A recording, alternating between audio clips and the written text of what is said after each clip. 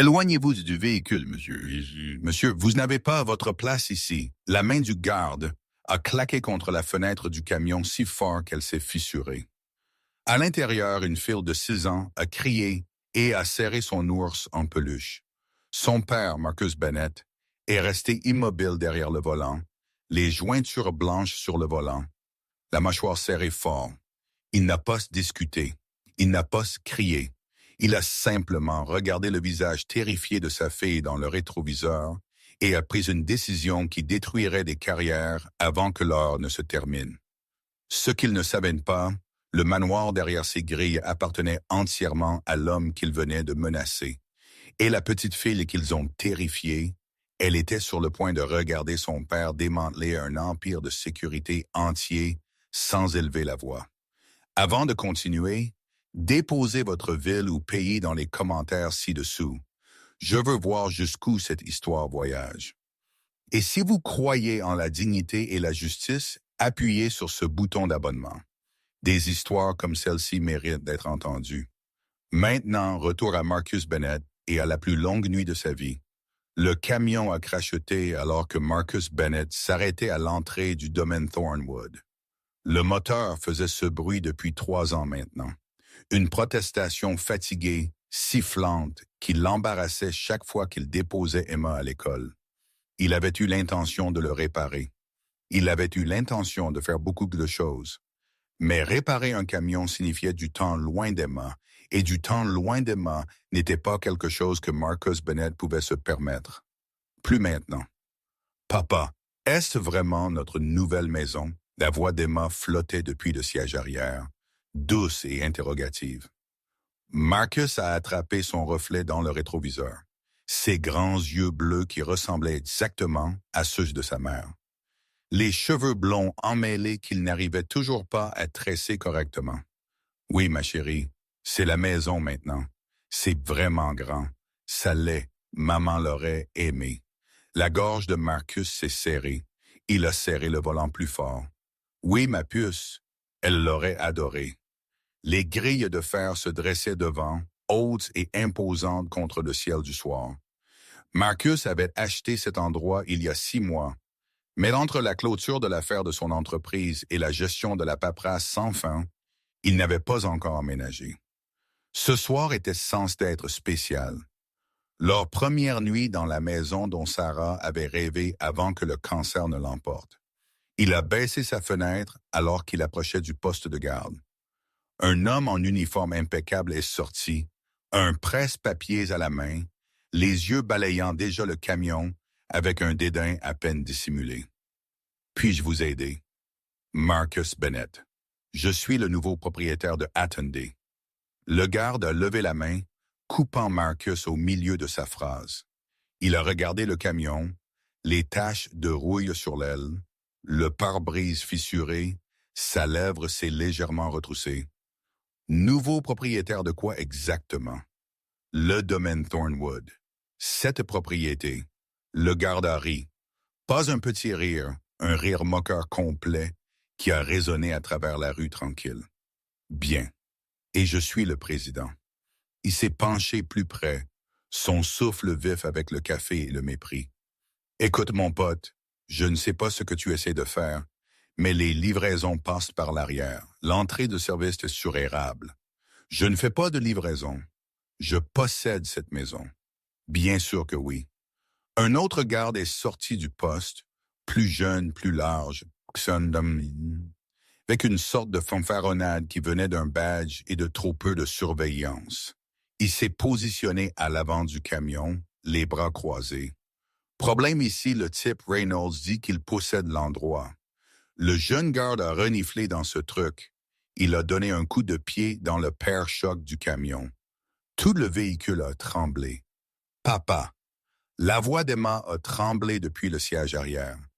Marcus s'est tourné rapidement. Ça va, ma chérie. Reste juste à ta place. Pourquoi sont-ils méchants? Ils ne sont pas méchants, ma puce. Ils sont juste confus. Mais ils n'étaient pas confus. Marcus le savait. Écoute, il l'avait vu 100 fois auparavant. Dans les yeux des banquiers qui supposaient qu'ils ne pouvaient pas se permettre le prêt. dans les sourires narquois des vendeurs qui l'ignoraient chez les concessionnaires automobiles, dans les sourcils levés des enseignants qui ne pouvaient pas croire qu'un père célibataire élevait une fille seule. C'était le regard qui disait « Vous n'avez pas votre place ici ». Le garde plus âgé, Reynolds, a frappé ses jointures contre le capot du camion. « D'accord, le jeu est fini. Retournez ce truc avant que nous n'ayons à rendre cela officiel. Je ne vais nulle part. C'est ma propriété. » « Votre propriété? » Reynolds a ri de nouveau, mais il y avait une pointe maintenant. « Monsieur, l'homme qui possède cet endroit vaut plus que ce que vous verrez en 10 vies. Il ne conduit pas un camion qui appartient à une casse. Les gens sont plus que ce qu'ils conduisent. Pas par ici, non. » Reynolds a sorti sa radio. « J'appelle ceci. Nous avons un intrus à la porte principale. » Le mot a frappé Marcus comme une gifle. Intrus. Chez lui, une voiture noire élégante s'est arrêtée derrière lui et une femme est sortie. Quarantaine, traits acérés, cheveux blonds tirés en arrière si fort que cela semblait douloureux. Elle portait une robe blanche qui coûtait probablement plus cher que le camion de Marcus, et elle marchait comme si elle possédait la rue. Qu'est-ce qui retarde? Sa voix a traversé l'air du soir comme du verre. « Désolé, Madame Ashford, juste en train de gérer une situation. » Victoria Ashford. Le nom s'est enregistré quelqu'un dans la mémoire de Marcus, à présidente. Selon les documents de clôture, la femme qui lui avait envoyé 14 emails sur les normes communautaires avant même qu'il n'ait déballé une seule boîte. Elle s'est approchée du camion et a regardé à l'intérieur, ses yeux voyageant du sweat à capuche usé de Marcus aux emballages de fast-food sur le siège passager à Emma à l'arrière avec son ours en peluche. « Y a-t-il un problème ici? »« Pas de problème, madame, » a dit Reynolds. « Monsieur prétend posséder le domaine Thornwood. » Le rire de Victoria était assez aigu pour faire saigner. « Est-ce vrai? » Elle a regardé Marcus comme quelqu'un pourrait regarder une tache sur un tapis cher. « Et qui êtes-vous censé être exactement? »« Marcus Bennett. Jamais entendu parler de vous. Cela ne change pas qui je suis. » Les yeux de Victoria se sont plissés. Elle s'est penchée plus près de la fenêtre, assez près pour que Marcus puisse sentir son parfum. Quelque chose de cher et d'étouffant. « Permettez-moi de vous expliquer quelque chose, Monsieur Bennett, si c'est même votre vrai nom. Ce quartier a des standards. Nous avons des attentes, et ces attentes n'incluent pas. » Elle a gesticulé vers le camion, vers lui, vers tout ce qu'il représentait, quoi que ce soit. « Je comprends que vous ayez des attentes, mais je possède cette propriété. J'ai l'acte. J'ai. Vous n'avez rien. » La voix de Victoria s'est transformée en glace. Sauf un camion rouillé, une histoire délirante et apparemment un enfant que vous avez traîné dans votre petit complot. Ma fille ne fait partie d'aucun complot. Alors pourquoi est-elle ici? Parce que c'est ma fille et c'est notre maison. Victoria a reculé, secouant lentement la tête. « Reynolds, je veux que cet homme soit retiré des lieux immédiatement. »« Oui, madame. » Marcus a senti le changement dans l'air. Les gardes se sont déplacés différemment maintenant, intentionnellement, avec le genre d'autorité qui venait de la permission d'agir. Le plus jeune a commencé à contourner vers le côté conducteur. Reynolds a décroché quelque chose de sa ceinture. « Monsieur, sortez du véhicule. Je ne marche nulle part. »« C'est ma propriété, monsieur. Je ne demanderai plus. »« Papa, la voix d'Emma s'est brisée. »« Papa, j'ai peur. » Le cœur de Marcus s'est serré. Il a regardé sa fille, sa petite fille, la seule chose que Sarah lui avait laissée. La raison pour laquelle il se levait chaque matin et travaillait chaque nuit, et a bâti une entreprise à partir de rien. Elle était pressée contre le siège arrière. Ours en peluche écrasé contre sa poitrine, les yeux mouillés de larmes. Elle essayait de ne pas laisser tomber. C'était censé être sa nuit, leur première nuit dans leur nouvelle maison, la maison que sa mère avait esquissée sur des serviettes pendant les traitements de chimio. La maison que Sarah avait décrite en détail pendant ses longues nuits où la douleur était trop forte et rêver était tout ce qu'il lui restait. « Ça va, ma chérie, » a dit Marcus doucement. « Tout va bien se passer. Ça n'a pas l'air d'aller bien d'où je suis. Victoria a croisé les bras, un mince sourire sur ses lèvres. Peut-être devriez-vous écouter les gentils officiers avant que cela ne devienne encore plus embarrassant pour vous. Le jeune garde a tiré la porte conducteur. Dehors maintenant. Marcus n'a pas bougé. J'ai dit, dehors. Le garde a attrapé le bras de Marcus et a tiré fort. Marcus a trébuché hors du camion, se retenant contre la porte. « Papa! » Emma a crié. « Reste dans la voiture, ma puce. Ne bouge pas. » Mais Emma s'agitait déjà, essayant d'atteindre la poignée de porte avec ses petits doigts. Reynolds s'est déplacé vers l'arrière du camion. Pourrait vouloir vérifier l'enfant, s'assurer qu'elle n'est pas volée. Les mots ont arrêté Marcus froid. Volée? Il pensait qu'il avait volé sa propre fille. Ne la touchez pas, la voix de Marcus est sortie basse, contrôlée. Mais il y avait quelque chose en dessous. Quelque chose qui a fait hésiter le jeune garde. N'osez pas toucher ma fille. Monsieur, nous devons vérifier. Vérifier quoi? C'est mon enfant. C'est ma fille. Sa mère est morte il y a 2 ans. Et je l'ai élevée seule chaque jour depuis. Je l'ai nourrie, vêtue, tenue quand elle a pleuré pour sa maman au milieu de la nuit. N'osez pas me dire qu'elle n'est pas la mienne. Reynolds a marqué une pause. La radio à mi-chemin de sa bouche. Le jeune garde a desserré légèrement sa prise, mais Victoria a avancé impassible. Manipulation émotionnelle, technique classique d'escroc. Elle s'est tournée vers les gardes. Ne tombez pas pour ça. Appelez la police et appelez CPS. Les mots ont frappé Marcus comme un coup physique. CPS. Il voulait me prendre Emma. Vous ne pouvez pas faire ça. Je peux faire tout ce que je veux pour protéger cette communauté. C'est ma fille. C'est ce que vous continuez de dire. Pourtant, vous êtes ici dans un camion qui tombe en morceaux, essayant de revendiquer la propriété d'un domaine de 10 millions de dollars. Victoria a penché la tête, l'étudiant. Où est votre preuve, Monsieur Bennett? Où est votre documentation? Votre identification. Dans mon portefeuille, et vous vous attendez à ce que nous croyions une fausse carte d'identité et des papiers falsifiés. Ils ne sont pas falsifiés. Tout le monde dit ça. Une petite foule avait commencé à se rassembler. Des voisins sortant de leur attirés par l'agitation. Certains tenaient des téléphones enregistrants. D'autres se chuchotaient, secouant la tête. Marcus pouvait entendre des fragments de leur conversation. Il ne semble pas qu'il ait sa place. Le pauvre enfant doit être terrifié. La sécurité devrait juste l'arrêter. C'était faux. Tout cela était faux. Il avait passé toute sa vie à être jugé pour ses vêtements, sa voiture, son passé. Il avait bâti une entreprise valant des centaines de millions depuis un ordinateur portable dans la chambre d'hôpital de sa femme décédée. Il concluait des affaires avec des PDG de Fortune 500 pendant que sa fille dormait dans un berceau portable à côté de lui. Il avait gagné chaque dollar, chaque réussite, chaque pouce de son succès.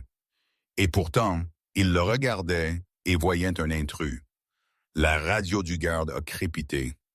Dispatch, ici Reynolds à la porte principale de Thornwood. Nous avons une situation de potentielle intrusion.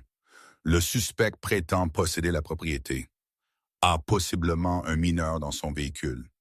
Et besoin d'une réponse de CPS et de la police. Compris. Unités en route. Les sanglots d'Emma ont traversé le statique. Papa, s'il te plaît, je veux entrer. Je veux rentrer à la maison. Marcus a regardé sa fille, puis les gardes, puis Victoria Ashford, avec son sourire suffisant et ses yeux froids. Il a pensé à Sarah, aux nuits qu'elle avait passées à décrire cette maison, ce rêve, cet avenir qu'ils construiraient ensemble. Il a pensé à la promesse qu'il lui avait faite à l'hospice quand elle pouvait à peine parler, quand chaque mot lui coûtait tout ce qui lui restait. « Prends soin d'Emma », elle avait murmuré, « et ne laisse jamais personne la faire se sentir moins qu'elle n'est. » Marcus a tenu sa main et juré qu'il le ferait. Il avait juré sur tout ce qu'il avait. Et maintenant, debout devant les grilles de la maison qu'il avait achetée pour honorer cette promesse, Entouré de gens qui le voyaient comme rien, il s'est souvenu de quelque chose d'autre que Sarah avait l'habitude de dire. Ton silence est ta force, Marcus. Laisse-les parler, laisse-les supposer. Et quand ils auront fini, montre-leur qui tu es vraiment.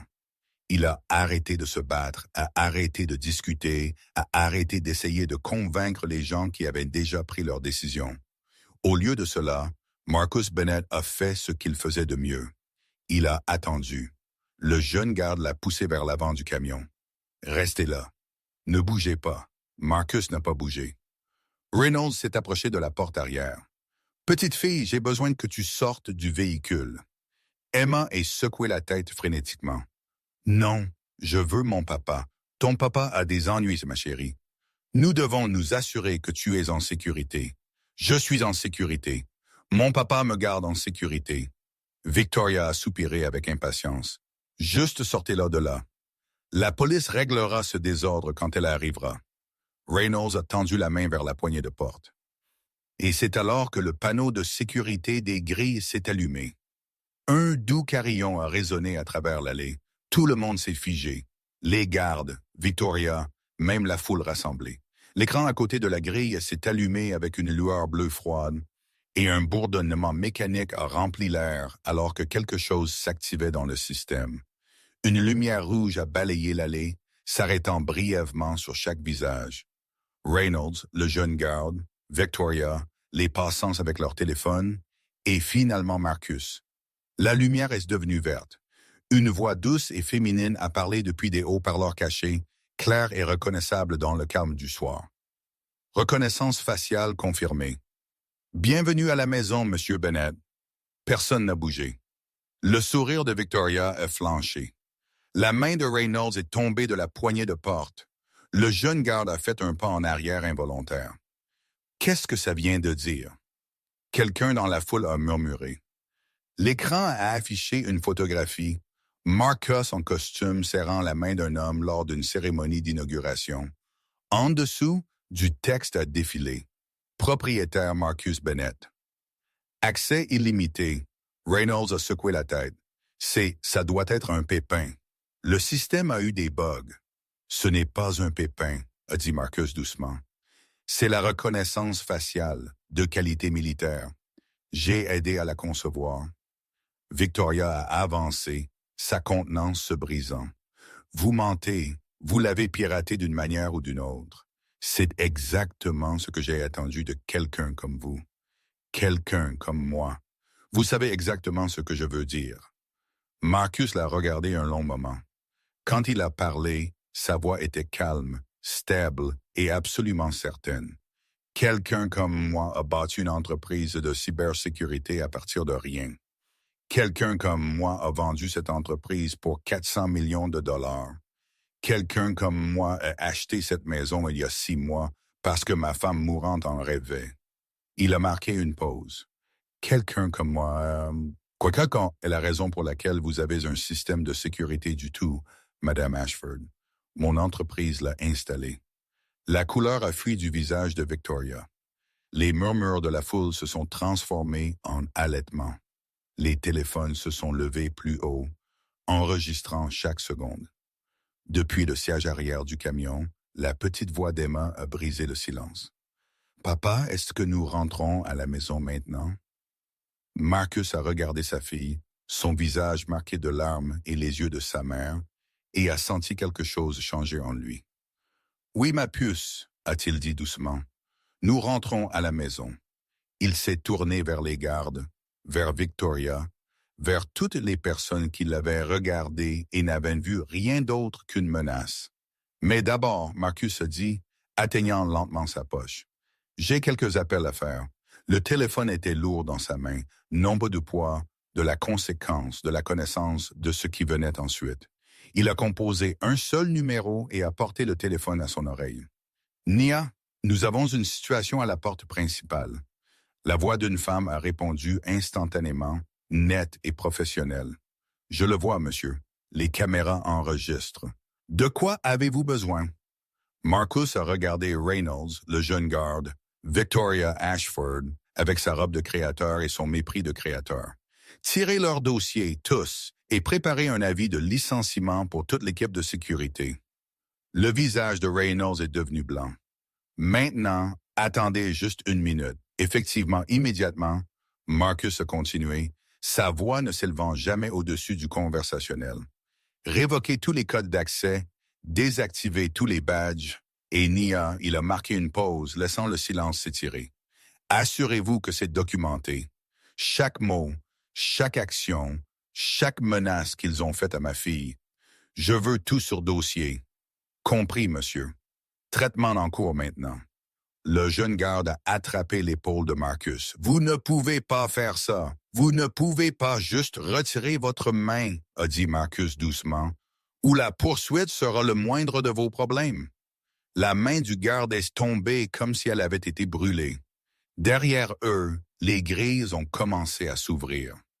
Lent, délibéré, inévitable. Des lumières dorées ont clignoté pour s'allumer le long de l'allée, illuminant le chemin vers le manoir que Marcus avait acheté, la maison dont sa femme avait rêvé, l'avenir que sa fille méritait. Victoria a trébuché en arrière. Cela ne peut pas être. Ça l'est. Marcus a marché jusqu'à la porte arrière de son camion et l'a ouverte doucement. Emma s'est précipitée dans ses bras, enfouissant son visage dans son cou, son petit corps tremblant de peur résiduelle. « Ça va, ma puce, a-t-il murmuré. « Nous sommes à la maison maintenant. Personne ne va nous faire de mal. » Il s'est tourné une dernière fois pour faire face à la foule. Les gardes avec leurs badges morts, Victoria avec ses hypothèses brisées, les voisins avec leurs téléphones enregistrant toujours. Sa voix a porté à travers l'allée, calme et claire. Vous avez regardé mon camion et avez vu un homme pauvre. Vous avez regardé mes vêtements et avez vu un escroc. Vous avez regardé ma fille et avez vu une victime d'enlèvement. Il a tenu Emma plus près. Vous n'avez jamais une seule fois pensé à me regarder et à voir un père, un veuf, un homme qui a bâti tout ce qu'il a à partir de rien. Reynolds a essayé de parler. « Monsieur, nous faisions juste nos emplois. Votre emploi était de protéger cette propriété. Au lieu de cela, vous avez menacé son propriétaire et traumatisé son enfant. » Les yeux de Marcus étaient instables. Vous aviez un emploi et vous avez échoué. La radio à la ceinture de Reynolds a crépité une dernière fois, puis elle est devenue silencieuse. Son badge a clignoté une fois, 2 fois, puis il est devenu sombre. Accès révoqué. La voix de Nia est énoncée des haut-parleurs de la porte. Emploi terminé. Habilitation de sécurité suspendue en permanence. Le jeune garde a fixé son propre badge alors que la lumière mourait. Ce n'est pas en train de se produire. Cela ne peut pas se produire. Mais ça l'était. Et alors que Marcus Bennett portait sa fille à travers les grilles de leur nouvelle maison, le message a plané lourdement dans l'air de la nuit pour que tout le monde l'entende. Le vrai pouvoir n'a pas besoin de crier. Il a juste besoin de se souvenir de qui a essayé de le faire taire. Les grilles se sont fermées derrière eux, avec un bruit comme un verdict étant rendu. Marcus n'a pas regardé en arrière. Il ne pouvait pas. Les petits bras d'Emma étaient enroulés si serrés autour de son cou qu'il pouvait à peine respirer. Mais il n'aurait pas desserré sa prise pour rien au monde. « Papa !» elle a murmuré contre son épaule. « Les méchantes personnes sont parties. Ils ne peuvent plus nous faire de mal, ma chérie. » « Promis ?» Marcus a pressé ses lèvres sur son front. « Je promets. » Mais même en disant les mots, il a entendu des pas derrière eux. Rapides, déterminés. Le claquement des talons sur le pavé se rapprochant. « Vous ne pouvez pas juste partir de cela. » La voix de Victoria Ashford a coupé l'air de la nuit comme du verre brisé. Marcus s'est arrêté, mais ne s'est pas retourné. Il pouvait l'entendre lutter avec le portillon piétonnier, tirant sur la poignée qui ne répondait plus à son code d'accès. « Ouvrez cette grille. Je suis la présidente des HOA. J'ai des droits. Vous n'avez rien. » Marcus a dit doucement, faisant toujours face à la maison. « Plus maintenant. Ce n'est pas fini, Monsieur Bennett. J'aurai des avocats ici d'ici le matin. J'aurai la police qui vous enquêtera. J'aurai chaque média de la ville posant des questions sur comment un homme comme vous possède soudainement un manoir comme celui-ci. Marcus s'est tourné lentement. Victoria se tenait de l'autre côté des barreaux de fer, sa parfaite contenance se brisant enfin. Ses cheveux s'étaient détachés de leur arrangement serré. Sa robe blanche était tachée là où elle avait attrapé la grille. Et ses yeux froids et calculateurs, étaient sauvages de fureur. Un homme comme moi, Marcus a répété. Dites-moi, Madame Ashford, quel genre d'homme suis-je? Vous savez exactement ce que je veux dire. Dites-le. Je n'ai rien à dire. Vous l'avez dit toute la nuit avec chaque regard, chaque supposition, chaque fois que vous avez jeté un coup d'œil à mon camion, mes vêtements, ma fille. La voix de Marcus est restée de niveau, mais il y avait de l'acier en dessous. Alors, dites-le à voix haute sur caméra. Il a gesticulé vers les caméras de sécurité positionnées le long de la grille, leur lumière rouge clignotant régulièrement. La bouche de Victoria s'est ouverte, puis s'est fermée. Pour la première fois, l'incertitude a vacillé sur son visage. C'est ce que je pensais. Marcus a déplacé Emma dans ses bras. Vous êtes assez brave pour le penser. Vous êtes assez brave pour agir dessus, mais vous n'êtes pas assez brave pour le posséder. Ce n'est pas à propos de c'est à propos d'exactement ce que vous pensez que c'est. Et maintenant, tout le monde qui a regardé ce soir le sait aussi. De l'autre côté de la grille, Marcus pouvait entendre le murmure de la foule. Les téléphones étaient toujours dehors, enregistrant toujours. Demain, ce serait partout. D'ici la semaine prochaine, ce serait une histoire que les gens partageraient aux tables de dîner et dans les salles de pause. Victoria Ashford deviendrait un symbole de quelque chose de laid, et elle commençait tout juste à le réaliser. Vous le regretterez, a-t-elle dit, mais sa voix avait perdu son tranchant. Vous ne savez pas qui je suis, qui je connais. Je sais exactement qui vous êtes. Vous êtes la femme qui a essayé de me faire prendre ma fille aux grilles de ma propre maison. Vous êtes la femme qui a regardé un veuf en deuil et a vu un escroc. Vous êtes la femme qui a pensé qu'un camion et un sweat à capuche vous disaient tout ce que vous aviez besoin de savoir sur une personne. Marcus a marqué une pause, et vous êtes la femme qui est sur le point de découvrir ce qui se passe quand vous avez tort. Il s'est tourné et a marché vers la maison. Emma toujours serrée contre sa poitrine. Ce n'est pas fini. Victoria a crié derrière lui. M'entendez-vous? Ce n'est pas fini. Mais ça l'était. Au moins ce chapitre l'était. La porte d'entrée a reconnu l'approche de Marcus et s'est déverrouillée automatiquement. Une lumière chaude s'est répandue sur le porche alors qu'il est entré, et Emma a levé la tête pour la première fois depuis qu'ils avaient passé les grilles. « Papa, c'est si grand. » Marcus a regardé autour du foyer, les plafonds vertigineux, l'escalier courbé, le lustre que Sarah avait choisi dans un catalogue pendant l'un de ses meilleurs jours. Elle l'avait encerclé avec un stylo rouge et avait écrit un jour dans la marge. Ce magazine était toujours dans une boîte quelque part, rangé avec toutes les autres pièces d'elle que Marcus ne pouvait pas se résoudre à jeter. C'est grande, n'est-ce pas? Il a déposé Emma doucement, gardant sa main. « Veux voir ta chambre? J'ai une chambre. Tu as la meilleure chambre de toute la maison. Ta maman l'a choisie. Les yeux d'Emma sont devenus grandes. Maman a choisi ma chambre. Elle a tout choisi, ma chérie. Chaque couleur, chaque meuble, chaque petit détail. Elle a tout planifié juste pour toi. Mais maman est au ciel. » Marcus s'est agenouillé, se mettant à la hauteur des yeux d'Emma. C'était la partie qui ne devenait jamais plus facile. Les questions, les explications, la tâche impossible d'aider une enfant de 6 ans à comprendre pourquoi sa mère ne reviendrait pas. Elle est au ciel, mais avant d'y aller, elle a travaillé très dur pour s'assurer que tu aurais la chambre parfaite. Elle en a dessiné des images. Elle a choisi les couleurs. Elle a même choisi les rideaux. Quelles couleurs sont les rideaux? Violet avec de petites étoiles dessus. Le visage d'Emma s'est illuminé. Le violet est mon préféré. Je sais, ma puce. Maman le savait aussi. Ils ont marché à travers la maison ensemble. la petite main d'Emma chaude dans la sienne. Chaque pièce contenait un morceau de Sarah. La cuisine qu'elle avait conçue pour de grands dîners de famille qu'il n'aurait jamais. Le salon avec la cheminée qu'elle avait voulu pour les matins de Noël. Le bureau où elle avait imaginé Marcus travailler pendant qu'elle lisait sur le canapé à proximité. Et puis, ils ont atteint la chambre d'Emma. Marcus a ouvert la porte et a regardé le visage de sa fille se transformer. Les murs étaient peints d'un doux lavande. Le lit avait un baldaquin blanc avec de minuscules guirlandes lumineuses tissées à travers le tissu. Les rideaux, violets avec des étoiles argentées, ont capté la lumière et ont semblé scintiller. Et dans le coin, une petite étagère blanche était déjà remplie de livres que Sarah avait commandés des mois avant de mourir.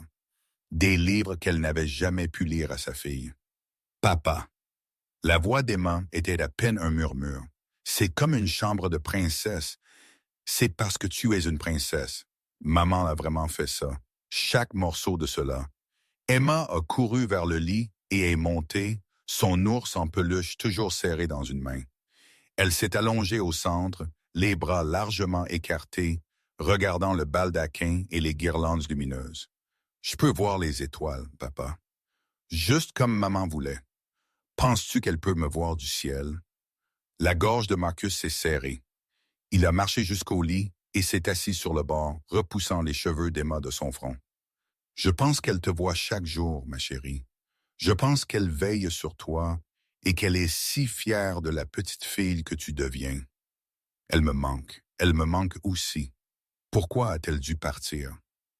C'était la question qu'Emma posait au moins une fois par semaine, et Marcus n'avait toujours pas de bonne réponse. Comment explique-t-on le cancer à un enfant? Comment donnes-tu un sens à quelque chose qui n'a aucun sens du tout? Parfois, a-t-il dit prudemment, les gens tombent malades d'une manière que les médecins ne peuvent pas réparer. Ce n'est pas juste, ce n'est pas bien. Mais ça arrive, et quand c'est arrivé à maman, elle a tant combattu, ma puce. Elle a combattu chaque jour parce qu'elle voulait rester avec nous. Elle voulait te voir grandir. Elle voulait être ici pour ton premier jour d'école et tes anniversaires et tout ça. Mais elle ne pouvait pas rester. Non, elle ne pouvait pas. Mais avant de partir, elle m'a fait promettre quelque chose. Qu'est-ce qu'elle te fait promettre? Marcus s'est penché et a embrassé le front d'Emma. Elle m'a fait promettre de prendre soin de toi, de t'aimer assez pour nous deux, de m'assurer que tu savais toujours à quel point tu es spécial et combien elle t'aimait, et que tu pouvais faire tout ce que tu décidais de faire. Il a souri doucement et elle m'a fait promettre de ne jamais laisser personne te faire te sentir moins que tu ne l'es. Emma a été silencieuse un moment traitant cela. Puis elle a dit, « C'est pourquoi tu t'es fâchée contre la méchante dame. » Je n'étais pas fâché, ma chérie. Tu avais l'air fâché. J'étais protecteur. Il y a une différence. Qu'est-ce la différence? Marcus a pensé à comment l'expliquer. Quand quelqu'un que vous aimez est en danger, vous faites tout ce que vous avez à faire pour les garder en sécurité. Ce n'est pas de la colère, c'est de l'amour. C'est l'amour qui vous rend fort quand vous avez besoin d'être fort. C'est pourquoi tu étais si silencieux. Parce que l'amour te rendait fort. De la bouche des bébés, Marcus a souri malgré lui. Quelque chose comme ça. Maman avait l'habitude de dire ça aussi. Elle a dit que tu étais la personne silencieuse la plus forte qu'elle ait jamais rencontrée. Elle a dit ça? Elle a dit que quand d'autres gens criaient, tu devenais juste plus silencieux. Et c'est comme ça qu'elle savait que tu étais sérieux. Marcus a ri doucement. Sarah l'avait toujours mieux compris que quiconque. Même maintenant, 2 ans après sa mort, elle enseignait toujours à leur fille des leçons sur lui qu'il ne savait pas comment s'enseigner à lui-même. Ta maman était très intelligente, je sais. Emma a bâillé, ses yeux commençant à tomber. Papa, oui, ma puce, est-ce que les méchantes personnes vont revenir? Marcus a regardé sa fille, cette enfant parfaite et précieuse qui avait déjà tant perdu. Elle méritait de se sentir en sécurité. Elle méritait une maison où personne ne pourrait la toucher, la menacer ou lui faire peur. Non, ma chérie, ils ne reviennent pas. Je ne les laisserai pas. Promis, je promets. Les yeux d'Emma se sont fermés. En quelques minutes, sa respiration a ralenti dans le rythme régulier du sommeil. Marcus s'est assis à côté d'elle longtemps, regardant sa poitrine monter et descendre, aimant le silence de la maison s'installer autour de lui. Son téléphone a vibré dans sa poche. Il est sorti de la chambre d'Emma, fermant la porte doucement derrière lui, et a vérifié l'écran. « Nia, monsieur, nous avons une situation qui se développe à l'extérieur des grilles. Quel genre de situation? » La foule ne s'est pas dispersée. Si quoi que ce soit, elle est devenue plus grande. Et Madame Ashford semble organiser quelque chose. Marcus a marché jusqu'à la fenêtre au bout du couloir. D'ici, il pouvait voir la grille principale et la rue au-delà. Nia avait raison. Il y avait plus de gens maintenant qu'avant. Des voitures s'étaient garées le long du trottoir. Des lampes de poche et des écrans de téléphone ont parsemé l'obscurité comme des lucioles. Qu'est-ce qu'elle organise? Je ne suis pas certaine, mais elle a été sur son téléphone constamment depuis qu'elle est entrée. J'ai identifié au moins 3 fourgonnettes de nouvelles locales approchant du sud. Fourgonnettes de nouvelles? Oui, monsieur. Il semble que Mme Ashford essaie de contrôler le récit. Bien sûr qu'elle l'était. Victoria Ashford avait bâti toute son identité autour du contrôle. Contrôle de son quartier, de sa communauté, de son monde soigneusement organisé. Ce soir, Marcus lui avait retiré ce contrôle et elle s'agitait pour le récupérer. À quoi va ressembler la couverture? Basé sur les flux en direct qui sont déjà devenus viraux, le sentiment public est majoritairement de votre côté. Les images des gardes menaçant Emma et les commentaires de Mme Ashford ont été visionnés plus de 2 millions de fois au cours des 45 dernières minutes. 2 millions de vues. Marcus a laissé cela s'enfoncer. Demain, son visage serait partout. Son histoire serait partout. La vie privée qu'il avait tant travaillé à maintenir était partie. Monsieur, il y a autre chose. Qu'est-ce que c'est? Les gardes que vous avez licenciés, Reynolds et les autres, ils sont toujours à la grille. Ils refusent de partir. Ils ne peuvent pas entrer. Non, monsieur. Mais ils parlent aux équipes de nouvelles et basés sur ce que j'entends, ils réclament un licenciement abusif. Ils disent que vous avez fabriqué les images de sécurité, que vous avez piraté le système. Marcus a senti une colère froide s'installer dans sa poitrine. Pas une colère chaude, explosive. Le genre qui faisait faire des choses stupides aux gens. C'était différent.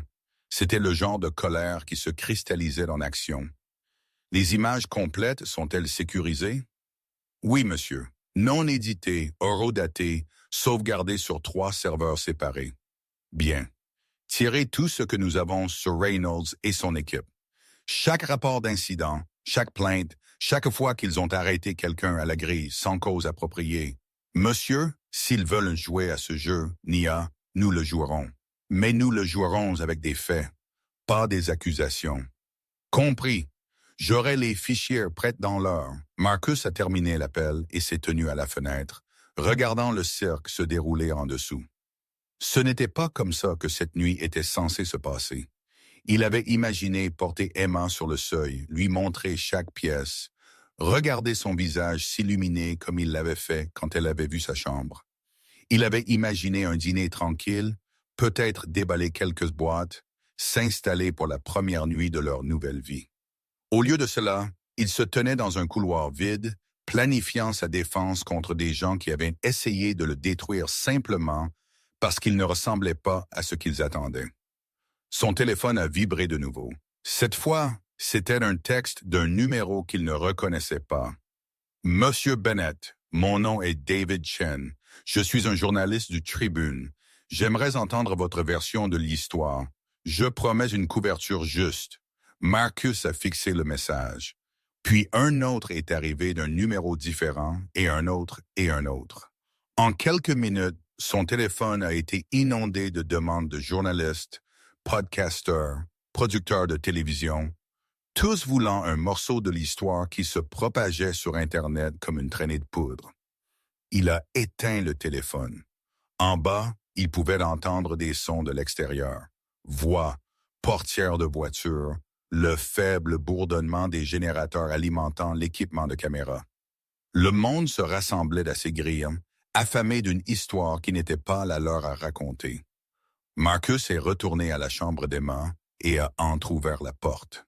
Elle dormait toujours, un bras drapé sur son ours en peluche, son visage paisible dans la douce lueur des guirlandes lumineuses. C'était pourquoi il avait construit tout ce qu'il avait construit. Non pas pour l'argent, non pas pour la reconnaissance, non pas pour aucune des choses que les gens supposaient quand ils entendaient me parler de son succès. Il l'avait bâti pour elle, pour la chance de donner à sa fille la vie dont Sarah avait rêvé, la sécurité et la stabilité qui la laisseraient grandir sans la peur qui avait tant défini sa propre enfance. Et ce soir, un groupe d'étrangers avait essayé de lui enlever cela. Ils l'avaient regardé et n'avaient vu rien d'autre que leurs propres préjugés se reflétant. Ils avaient menacé sa fille, essayé de l'arracher de ses bras, l'avaient accusé de crimes qu'il n'avait pas commis, tout cela parce qu'il ne correspondait pas à leur image de ce à quoi un homme qui réussit devrait ressembler. Marcus a fermé la porte doucement et s'est appuyé contre le mur. Il a pensé à son propre père, un ouvrier d'usine qui avait élevé 3 enfants avec un salaire qui couvrait à peine les factures. Son père avait porté les mêmes bottes de travail pendant 12 ans, les ressemelant encore et encore parce qu'il ne pouvait pas s'en permettre de nouvelles. Il avait conduit un camion qui faisait paraître le véhicule actuel de Marcus comme une voiture de luxe, et il s'était épuisé jusqu'à une tombe précoce, essayant de donner à ses enfants des opportunités qu'ils n'avaient jamais eues. Marcus avait juré que son succès ne changerait pas qui il était. Il avait gardé le camion parce qu'il lui rappelait d'où il venait. Il avait gardé les vêtements humbles parce qu'il se sentait honnête, authentique, réel. Il avait évité les pièges de la richesse parce qu'il se sentait comme des trahisons de tout ce que son père avait défendu. Mais ce soir, ses choix avaient été utilisés contre lui. Son humilité avait été militarisée en preuve de fraude. Sa simplicité avait été tordue en preuve de tromperie. Et pourquoi? Parce que Victoria Ashford ne pouvait pas imaginer qu'un homme en sweat à capuche puisse valoir plus que tout son quartier combiné. Parce que Reynolds et ses gardes avaient été entraînés à voir des menaces chez tous ceux qui ne correspondaient pas à leur définition étroite d'appartenance. Le téléphone de Marcus a vibré de nouveau, même s'il était censé être éteint. Il a jeté un coup d'œil à l'écran. C'était Nia utilisant la dérogation d'urgence. « Monsieur, je m'excuse pour l'intrusion, mais il y a quelque chose que vous devez voir. Madame Ashford donne une interview à la chaîne 7 en ce moment. Mettez-le sur l'écran principal dans le salon. » Marcus est descendu et a trouvé la télévision déjà allumée, le volume bas. Victoria Ashford se tenait devant les grilles de sa maison, sa contenance en grande partie restaurée, ses cheveux soigneusement arrangés, son expression une de préoccupation pratiquée. Je veux juste que ce soit clair que mes actions ce soir étaient motivées uniquement par le souci de la sécurité communautaire. Elle disait, quand un étranger s'approche de nos grilles dans un véhicule qui n'a clairement pas sa place dans ce quartier, il est naturel de poser des questions. La journaliste a hoché la tête avec sympathie. Certaines personnes en ligne appellent vos actions discriminatoires. Comment répondez-vous à cela? Je pense que discriminatoire est un mot très fort qui est jeté trop facilement ces jours-ci. Je n'ai pas vu un homme d'un quelconque milieu particulier ce soir. J'ai vu une menace potentielle. Un homme dans un véhicule endommagé avec un enfant sur le siège arrière prétendant posséder un manoir qu'il ne pouvait possiblement pas se permettre. Ne seriez-vous pas préoccupé?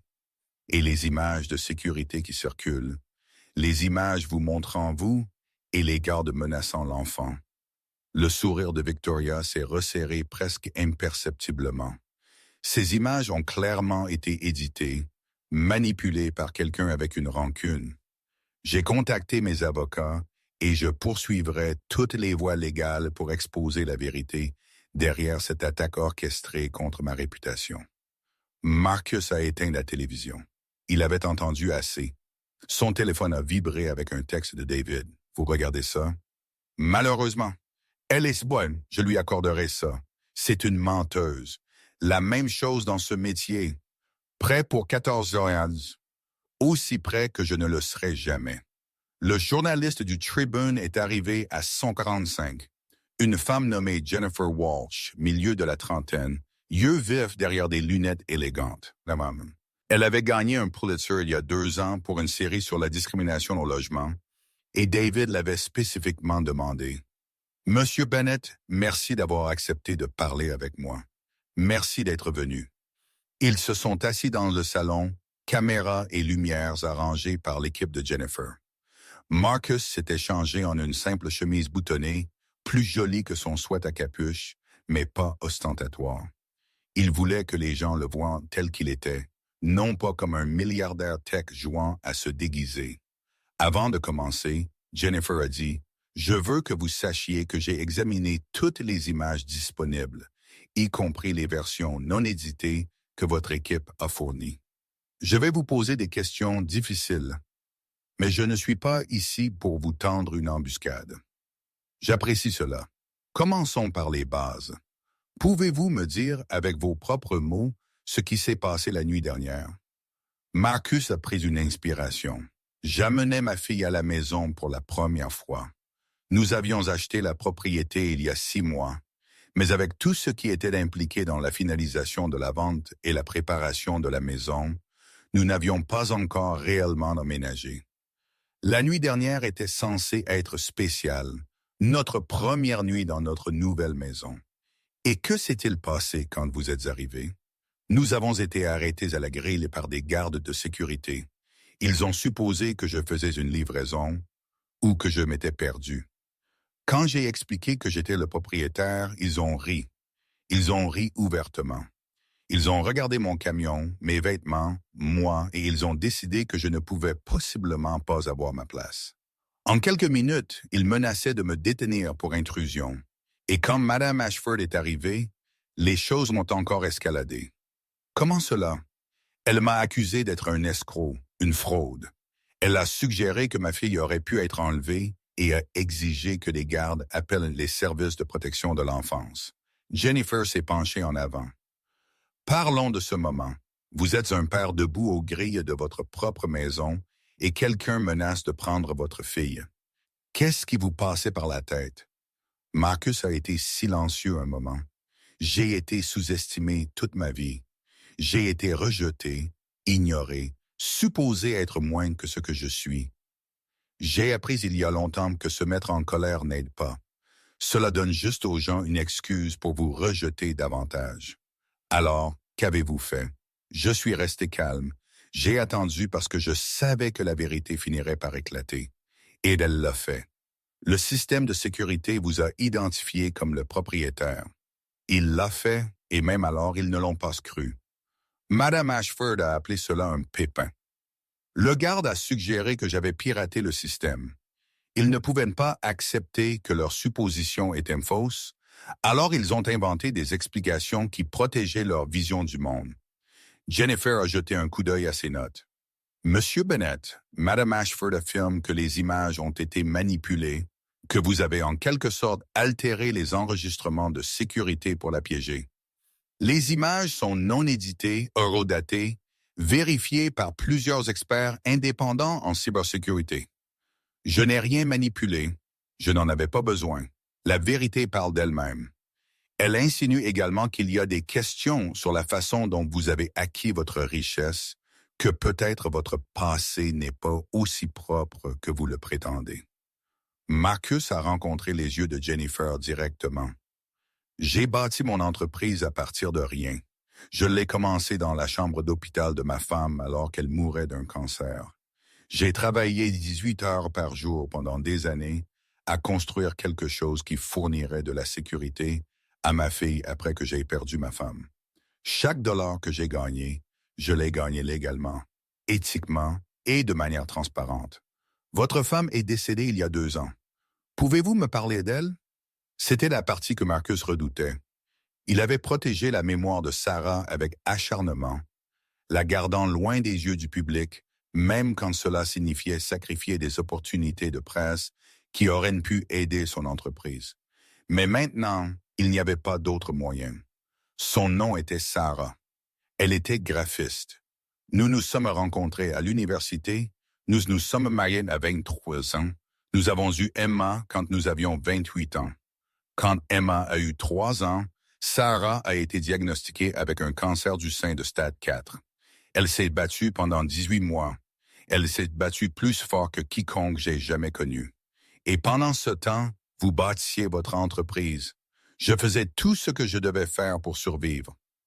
Les traitements de Sarah étaient chers. Notre assurance ne couvrait qu'une partie. J'avais besoin d'un revenu, mais rien. Mais j'avais aussi besoin d'être avec elle pour m'occuper d'Emma. Alors, j'ai bâti une entreprise qui pouvait fonctionner de n'importe où. Chambre d'hôpital, salle d'attente, notre chambre quand elle était trop faible pour sortir du lit. Cela a dû être incroyablement difficile. Ce fut la période la plus difficile de ma vie. Mais Sarah, c'est elle qui m'a fait avancer. Même quand elle était à son plus faible, elle planifiait notre avenir, l'avenir d'Emma. Elle a conçu cette maison, Jennifer.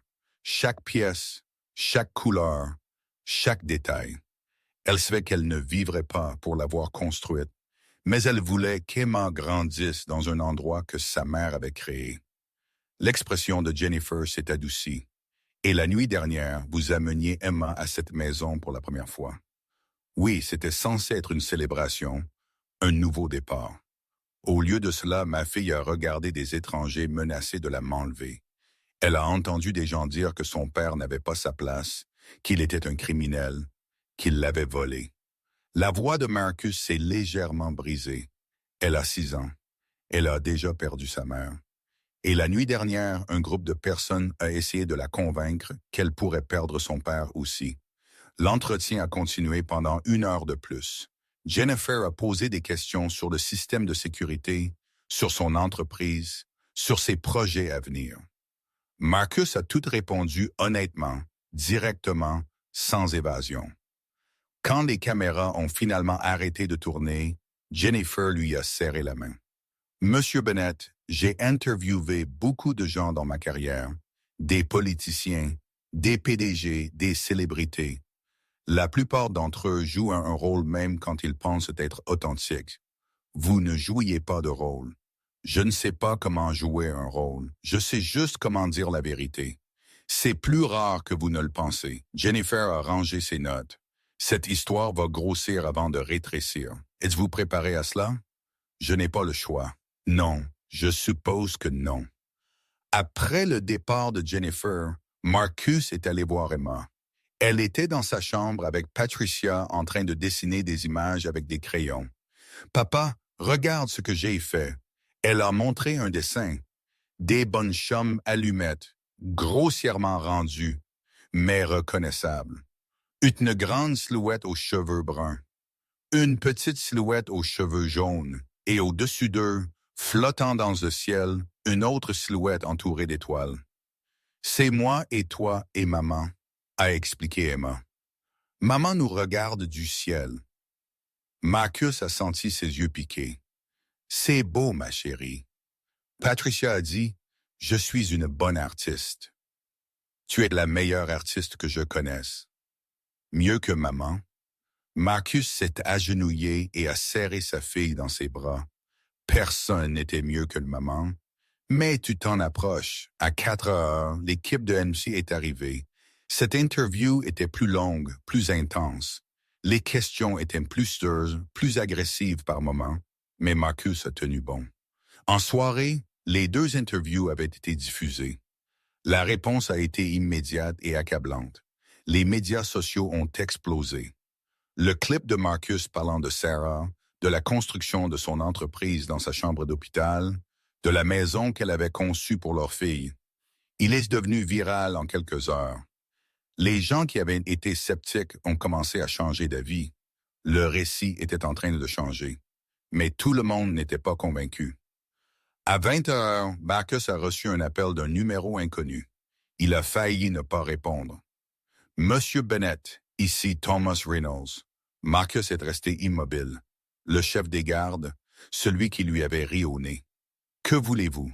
Je veux parler en personne ce soir.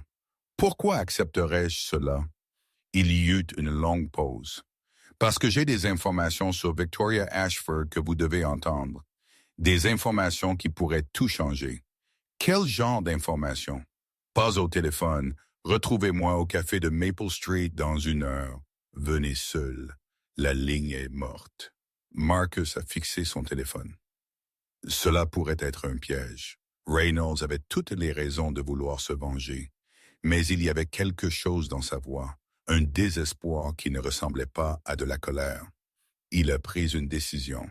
« Patricia, pouvez-vous rester tard ce soir? J'ai quelque chose à faire. » 1 heure plus tard, Marcus est entré dans le café de Maple Street. C'était presque vide, juste un barista ennuyé et un couple âgé dans un coin. Reynolds était assis à une table près du fond, ses mains serrées autour d'une tasse qu'il ne buvait pas. Il semblait différent de la nuit précédente. Plus petit, vaincu, l'arrogance avait disparu, remplacée par quelque chose qui ressemblait presque à de la honte. « Merci d'être venu », a dit Reynolds. Marcus s'est assis en face de lui mais n'a pas répondu. « Je sais que vous n'avez aucune raison de me faire confiance. Après ce qui s'est passé, après ce que j'ai fait, vous devriez me haïr. Je ne vous hais pas. Je ne vous connais pas assez bien pour vous haïr. » Reynolds a tressailli. « C'est presque pire. »« Que voulez-vous, Reynolds? » L'ancien garde a pris une profonde inspiration. « Je veux vous dire la vérité sur Victoria Ashford, sur ce qui se passe réellement dans ce quartier depuis 5 ans. J'écoute. » Reynolds a regardé autour de lui, s'assurant que personne n'était assez proche pour entendre. « Ce n'était pas seulement vous. Vous n'étiez pas la première personne que nous avons arrêtée à ces grilles parce que vous sembliez ne pas avoir votre place. Il y en a eu des douzaines, peut-être des centaines. Je m'en doutais, mais ça va plus loin que ça. Victoria, elle a un système. Toute personne qui emménage dans le quartier et qu'elle n'approuve pas, toute personne qui ne correspond pas à son image de ce à quoi la communauté devrait ressembler, elle trouve des moyens de les chasser. Des violations de code qui n'existent pas, des amènes de la SL pour des infractions imaginaires, des plaintes à la ville concernant tout, des poubelles aux couleurs de peinture. Et vous l'avez aidé à faire ça? » Reynolds a hoché la tête lentement. « Je l'ai fait. Nous l'avons tous fait. Elle nous a payé de l'argent supplémentaire au noir pour rendre la vie difficile à certaines personnes, pour les arrêter aux grilles, pour les interroger à plusieurs reprises, pour les faire se sentir malvenus, jusqu'à ce qu'ils abandonnent et partent. Pourquoi me dites-vous cela? Parce que j'ai vu votre interview. Je vous ai vu parler de votre femme, de votre fille, et j'ai réalisé la voix de Reynolds s'est brisée. J'ai une fille aussi. Elle a 8 ans, et j'ai pensé à quelqu'un la traitant de la façon dont j'ai traité votre petite fille la nuit dernière, et je ne pouvais pas vivre avec moi-même. » Marcus a étudié l'homme en face de lui. 24 heures plus tôt, ce même homme lui avait ri au nez, menacé de le menotter, suggéré que sa fille aurait pu être volée. Maintenant, il était assis là, brisé et se confessant, cherchant quelque chose qui ressemblait à l'absolution. « Que voulez-vous de moi, Reynolds? Je ne veux rien. Je vais perdre mon emploi de toute façon. Je l'ai déjà perdu. Ma femme va me quitter quand tout cela éclatera. J'en ai fini. » Il a fouillé dans sa poche et a sorti une clé USB, mais je peux vous donner ça. Qu'est-ce que c'est? Tout. 5 ans de dossiers, d'emails entre Victoria et l'équipe de sécurité, des feuilles de calcul indiquant quel résident elle voulait que nous ciblions, des enregistrements audio d'elle nous donnant des instructions. Marcus a regardé la clé USB, mais ne l'a pas touchée. Pourquoi enregistriez-vous votre propre patron, une assurance au cas où les choses tourneraient mal, et qu'elle essaierait de nous blâmer pour tout? Reynolds rit amèrement. Il s'avère que j'avais raison d'être paranoïaque. Elle nous jette déjà sous le bus, disant que nous avons agi seuls, qu'elle n'avait aucune idée de ce que nous faisions. Et cela prouve le contraire. Cela prouve que chaque chose qui s'est passée la nuit dernière et chaque chose qui s'est passée dans ce quartier au cours des 5 dernières années a été orchestrée par Victoria Ashford. Ce n'est pas une citoyenne concernée. C'est une prédatrice qui nous a utilisés comme ses armes. Marcus a finalement ramassé la clé USB. Elle lui semblait plus lourde qu'elle n'aurait dû l'être. Si j'utilise Classroom, cela la détruira. Je sais que cela pourrait vous détruire aussi. Reynolds a hoché la tête. Je le sais aussi. Mais ma fille, elle va grandir en entendant parler de ce que son père a fait. Je ne peux pas changer cela. Mais peut-être que si j'aide à exposer la vérité, elle saura que j'ai essayé de rectifier le tir à la fin. Peut-être que cela compte pour quelque chose. Marcus a mis la clé USB dans sa poche et s'est levé. Ça compte. Ce n'est pas suffisant. Ce ne sera peut-être jamais suffisant, mais ça compte. Monsieur Bennett. Marcus s'est arrêté. Je suis désolé. Je suis sincèrement désolé pour tout. Marcus a regardé l'homme qui avait menacé sa famille il y a seulement 24 heures. Il a pensé au pardon, à la grâce, au désordre compliqué de la nature humaine qui permet aux gens de faire des choses terribles et de ressentir du remords après. Merci pour les excuses, a-t-il dit finalement.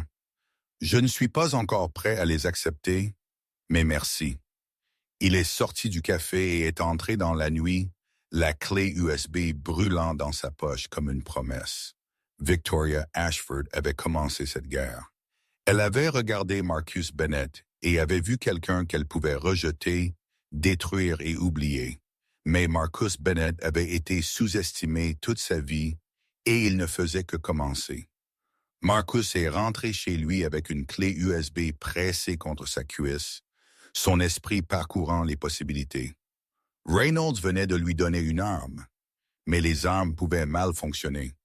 Elles pouvaient être retournées contre la personne qui les tenait. Avant de faire quoi que ce soit avec cette information, il devait vérifier chaque bit de données. Emma dormait déjà quand il est revenu. Patricia l'a rencontré à la porte, l'inquiétude écrite sur son visage. « Tout va bien, Monsieur Bennett. Vous avez l'air d'avoir vu un fantôme. » « Pas un fantôme, quelque chose de pire. » Il a marqué une pause. « Merci d'être resté tard. Je ne sais pas ce que j'aurais fait sans vous aujourd'hui. » Cette petite fille est un trésor. S'occuper d'elle n'est pas un travail, c'est un privilège. Après le départ de Patricia, Marcus est allé directement à son bureau et a branché la clé USB dans un ordinateur portable sécurisé. Il avait bâti sa carrière sur la cybersécurité, sur la protection des données et l'exposition des vulnérabilités. Maintenant, il allait utiliser ces mêmes compétences pour examiner ce que Reynolds lui avait donné. Les fichiers étaient organisés méticuleusement, clairement le travail de quelqu'un qui comprenait que les preuves devaient être claires, datées et attribuables. Il y avait des dossiers pour chaque année remontant à 5 ans. À l'intérieur de chaque dossier, il y avait des sous-dossiers, des emails, des enregistrements audio, des feuilles de calcul, des photographies. Marcus a commencé par les emails. Le premier était daté d'il y a 3 ans de Victoria Ashford à Reynolds. La nouvelle famille sur Oakwood Drive devient un problème. Ils ont garé une fourgonnette de travail dans leur allée. Trouvez des raisons de les signaler. Rendez-les mal à l'aise. La réponse de Reynolds compris augmentera les patrouilles et documentera toute violation. Marcus a fait défiler des dizaines d'autres. Des familles ciblées pour avoir trop de voitures. Une enseignante retraitée harcelée pour ses décorations de jardin. Un jeune couple qui a reçu des plaintes pour bruit malgré être plus silencieux que leurs voisins. Et à travers tout cela, le fil conducteur était clair. Victoria Ashford ciblait systématiquement quiconque ne répondait pas à ces normes de ce à quoi un résident approprié devrait ressembler. Puis Marcus a trouvé les enregistrements audio. Il a mis des écouteurs et a appuyé sur lecture du premier fichier. La voix de Victoria est apparue nette et autoritaire. « Reynolds, il y a une famille noire qui regarde la maison de la rue Elm. J'ai besoin que vous vous assuriez qu'ils ne se sentent pas les bienvenus s'ils emménagent. » La voix de Reynolds hésitante. « Madame, je ne suis pas sûr. Je ne vous demande rien d'illégal. Je vous demande de faire votre travail. Patrouillez cette zone plus fréquemment. Arrêtez-les à la grille chaque fois qu'ils passent. Vérifiez leurs identifiants à plusieurs reprises. Faites clairement comprendre que certaines personnes n'ont pas leur place ici. » Marcus a arrêté l'enregistrement. Ses mains tremblaient. Il avait soupçonné que ce qui lui était arrivé n'était pas isolé. Il savait à un certain niveau que le comportement de Victoria Ashford avait un schéma, mais l'entendre exposé si explicitement, si désinvoltement, si factuellement, lui a retourné l'estomac. Il a continué d'écouter.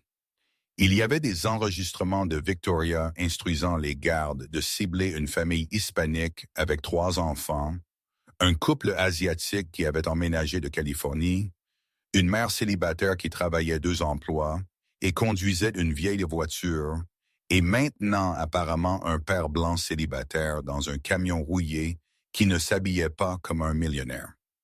Victoria Ashford n'était pas seulement préjugée, elle était systématique. Elle avait transformé ses préjugés en politique, sa haine en processus. Marcus a travaillé toute la nuit à cataloguer tout. À l'aube, il avait compilé une chronologie complète des activités de Victoria, recoupée avec les dossiers de l'ASL, les données de vente de propriété et les informations démographiques. Le modèle était indéniable. Au cours des 5 dernières années, au moins 14 familles avaient été chassées du quartier par des campagnes de harcèlement orchestrées par Victoria Ashford. À 6 heures du matin, son téléphone a sonné. David Morrison. « Marcus, as-tu dormi du tout? »« Non, c'est ce que je pensais. Écoute, j'ai répondu à des appels toute la nuit. L'histoire explose. Vos interviews sont partout. » Mais Victoria se bat avec acharnement. Elle a des avocats qui menacent de poursuites pour diffamation contre quiconque publie une couverture négative. Elle peut menacer autant qu'elle veut. J'ai des preuves. Quel genre de preuves? Marcus a regardé l'écran de l'ordinateur portable, les milliers de fichiers qui documentaient 5 ans de discrimination systématique. Le genre qui met fin aux carrières. Le genre qui pourrait la faire finir en prison. David est resté silencieux un instant. Où as-tu obtenu ça? Reynolds, le chef des gardes. Il est venu me voir la nuit dernière. Reynolds, le gars qui a essayé de vous menotter. Les gens sont compliqués, David. Parfois, la même personne peut être à la fois le méchant et le témoin. Qu'allez-vous faire avec ça? Marcus s'était posé la même question pendant des heures. Il pouvait le divulguer à la presse, laisser les journalistes déchirer Victoria. Il pouvait le remettre à la police. Laisser le système juridique s'en occuper. Ou il pouvait affronter Victoria directement. Lui donner une chance de voir exactement à quoi elle faisait face avant que les murs ne se referment. « Je vais faire ce que Sarah aurait fait », a dit Marcus finalement. « Je vais lui donner un choix. Un choix, se rendre ou se battre. Mais de toute façon, la vérité éclate. » À 9 heures, Marcus a appelé le numéro de Victoria Ashford. Elle a répondu aux 2e sonnerie, sa voix acérée de suspicion. « Monsieur Bennett, je suis surprise que vous ayez le culot de m'appeler directement. Nous devons parler, Madame Ashford, en personne. Je n'ai rien à vous dire que mes avocats ne puissent dire mieux. Je pense que vous voudrez entendre ce que j'ai avant de prendre cette décision. » Il y eut une longue pause. Est-ce une menace? C'est une opportunité. 1 heure. Votre maison ou la mienne. Une autre pause. Plus longue cette fois. Ma maison. 11 heures. Venez seul. Je ne l'aurai pas autrement. Marcus a vérifié Emma avant de partir. Elle prenait son petit déjeuner avec Patricia, bavardant joyeusement à propos d'un rêve qu'elle avait eu. Papa, Patricia a fait des gaufres. Je vois ça. Elles sont bonnes, les meilleures. Emma a tenu un morceau dégoulinant de sirop. « Où vas-tu? Je dois parler à quelqu'un de choses d'adulte, mais je reviendrai bientôt. Est-ce que la méchante dame? » Marcus a hésité. Emma était trop perspicace pour son propre bien parfois. « Oui, ma chérie, c'est la méchante dame. Vas-tu la faire s'excuser? » « Je vais essayer. » Emma a hoché la tête sérieusement. « Bien. Elle était vraiment méchante. Elle devrait s'excuser. » Marcus lui a embrassé le front. « Je t'aime, princesse. Je t'aime aussi, papa. Sois prudent avec la méchante dame. » Elle a des yeux en colère. Marcus a souri malgré lui. « J'ai remarqué ça aussi. » La maison de Victoria Ashford était à 3 rues de celle de Marcus. Plus petite, plus ancienne, mais impeccablement entretenue. Chaque arbuste était taillé à la perfection géométrique. Chaque parterre de fleurs était arrangé avec une précision militaire.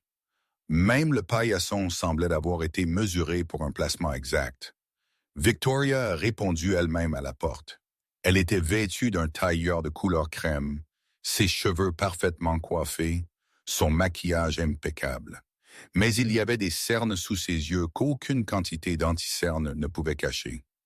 Monsieur Bennett, Madame Ashford, entrez et ne touchez à rien. L'intérieur de la maison correspondait à l'extérieur, impeccable, contrôlé, dépourvu de chaleur. Marcus a suivi Victoria dans un salon où deux chaises se faisaient face comme des adversaires dans un duel. « Asseyez-vous » a dit Victoria. Ce n'était pas une invitation. Marcus s'est assis. Victoria est restée debout, bras croisés, yeux froids. « Vous avez 5 minutes. Dites ce que vous êtes venu dire. » Marcus a sorti son téléphone et l'a posé sur la table entre eux. « Je vais vous faire écouter quelque chose. Je veux que vous écoutiez attentivement. » Il a appuyé sur lecture. La propre voix de Victoria a rempli la pièce. « Reynolds, il y a une famille noire qui regarde la maison de la rue Elm.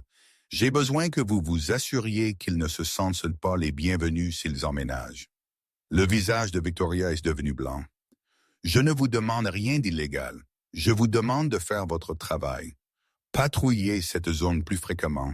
Arrêtez-les à la grille chaque fois qu'ils passent. Vérifiez leurs identifiants à plusieurs reprises. Faites clairement comprendre que certaines personnes n'ont pas leur place ici. » Marcus a arrêté l'enregistrement. Victoria n'avait pas bougé, mais ses mains tremblaient. « Comment avez-vous? » Reynolds me l'a donné avec 50 emails, de feuilles de calcul et de documentation. Marcus s'est penché en avant. 14 familles, Madame Ashford. 14 familles que vous avez chassées de ce quartier parce qu'elles ne répondaient pas à vos normes. Cet enregistrement a été fait sans mon consentement. C'est inadmissible. Peut-être au tribunal, mais pas devant le tribunal de l'opinion publique et pas devant un grand jury enquêtant sur les violations des droits civiques. Victoria s'est finalement assise. Sa contenance se brisait, mais elle luttait avec acharnement pour la maintenir. Que voulez-vous? Je veux comprendre.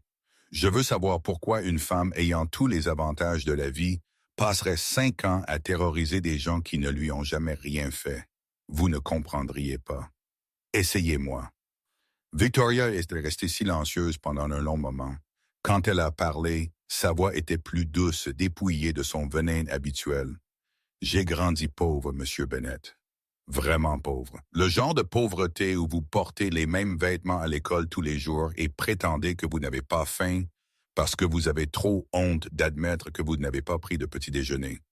J'ai juré que lorsque je ferai quelque chose de moi-même, je ne reviendrai jamais à cela. Je ne laisserai jamais rien menacer ce que j'avais bâti.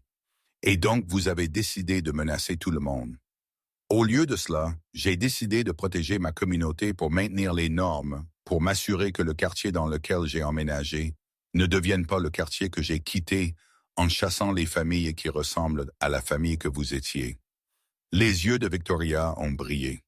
En écartant les gens qui n'investissent pas dans leur propriété, qui ne maintiennent pas les normes, qui font baisser les valeurs, vous ne savez rien de ces familles.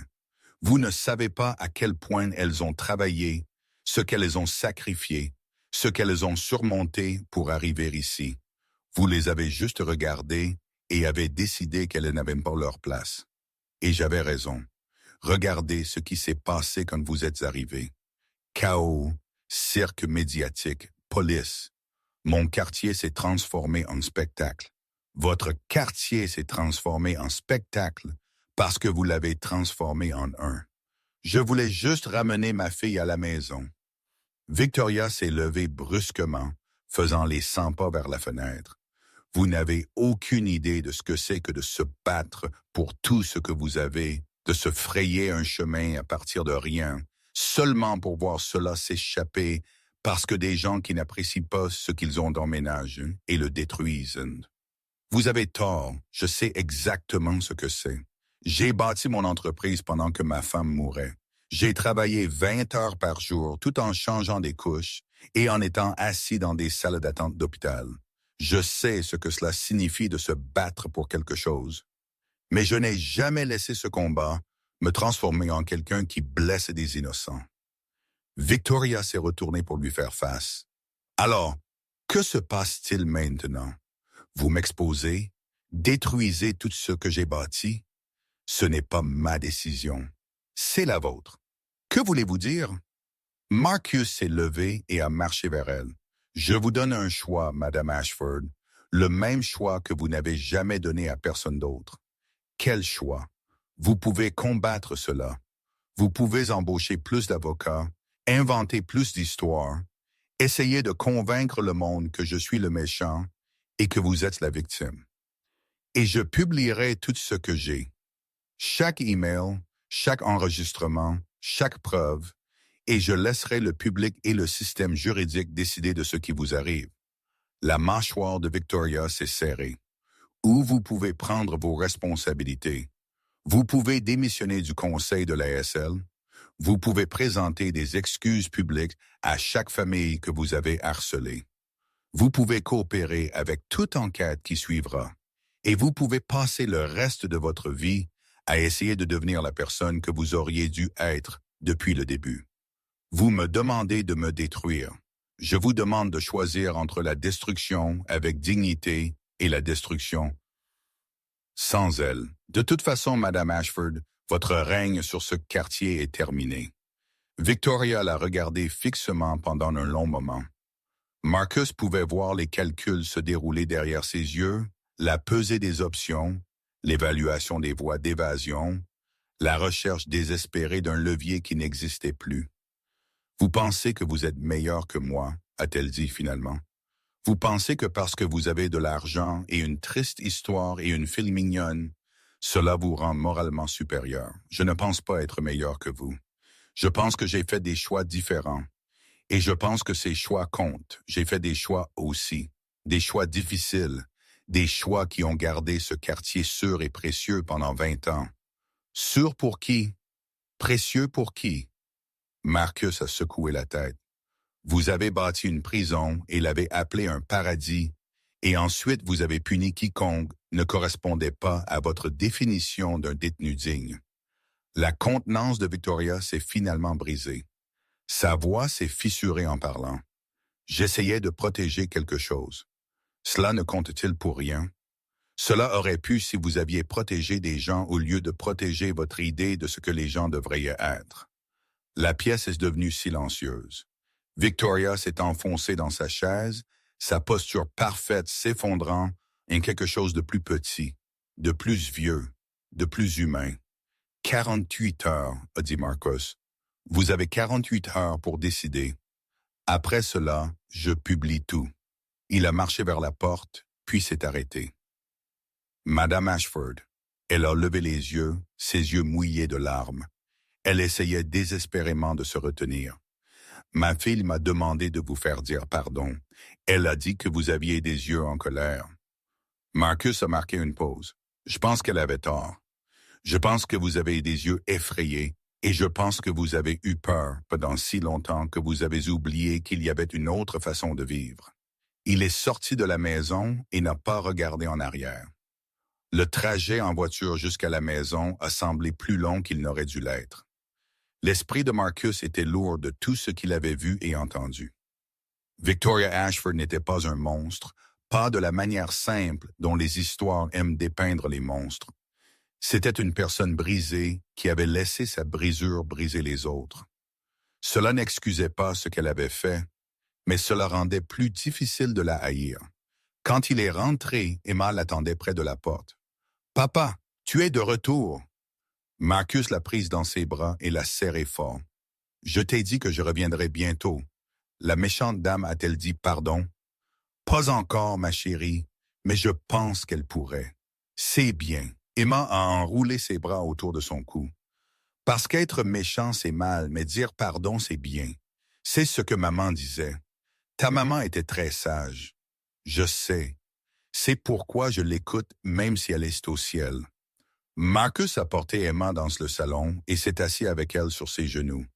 Patricia était partie et la maison était silencieuse. Par les fenêtres, il pouvait voir que la foule aux grilles s'était considérablement éclaircie. La plupart des médias étaient passés à d'autres histoires, ne laissant que quelques retardataires persistants. Papa. Oui, ma chérie, allons-nous rester dans cette maison pour toujours? Marcus a réfléchi à la question. Il y a 24 heures, il n'aurait pas pu y répondre. Les grilles, les gardes, les accusations, tout cela l'avait fait se demander si cet endroit pourrait jamais être vraiment une maison. Mais maintenant, en regardant le visage de sa fille, les yeux qui ressemblaient tant à ceux de Sarah, il connaissait la réponse. Oui, bébé, nous allons rester ici pour toujours. C'est notre maison. Bien, parce que j'aime ma chambre violette et maman l'a rendue spéciale pour moi. Elle l'a fait. Elle a tout rendu spécial pour toi. Cette nuit-là, Marcus est resté dans son bureau longtemps après qu'Emma soit allée au lit. Son téléphone n'arrêtait pas de vibrer avec des appels et des messages, des journalistes voulant des mises à jour, David avec des suggestions de stratégie, même quelques célébrités qui avaient vu les images virales et voulaient exprimer leur soutien. Mais Marcus a tout ignoré. Il pensait au visage de Victoria quand elle avait entendu sa propre voix sur cet enregistrement. Il pensait à la peur qu'il avait vue là. Pas la peur des conséquences, mais quelque chose de plus profond. La peur d'être vu. La peur de voir le masque arraché. À minuit, son téléphone a vibré une dernière fois. Un texte d'un numéro inconnu. J'ai pris ma décision. Conférence de presse demain à midi. Je ferai ce que vous avez demandé. Tout. Mais j'ai besoin que vous sachiez quelque chose d'abord. Marcus a attendu. Un autre message est apparu. Je suis désolé. Non pas parce que vous avez des preuves. Non pas parce que j'ai peur. Je suis désolé parce que vous aviez raison. J'ai oublié qu'il y avait une autre façon de vivre. Peut-être est-il trop tard pour moi. Mais peut-être qu'admettre cela est le premier pas. Marcus a lu le message 3 fois. Il a pensé à répondre, mais qui avait-il à dire? Victoria Ashford était sur le point de faire face aux conséquences de ses choix. Quelle sorte de ce processus comme une meilleure personne ou une personne brisée? Cela ne dépendait que d'elle. Il a posé le téléphone et s'est rendu dans la chambre d'Emma. Elle dormait, son ours en peluche serré contre sa poitrine. Les guirlandes lumineuses projetaient de douces ombres sur les rideaux violets. Sarah avait tout planifié.